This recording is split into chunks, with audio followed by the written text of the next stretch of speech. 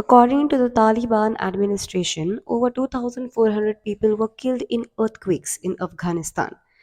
The quakes hit the city of Herat with one measuring 6.3 magnitude.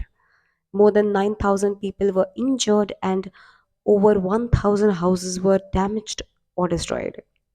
Most of the victims were women and children. The medieval minarets of Herat sustained some damage with cracks visible and tiles fallen off. That's it from my end, and for more updates, stay tuned to Noel.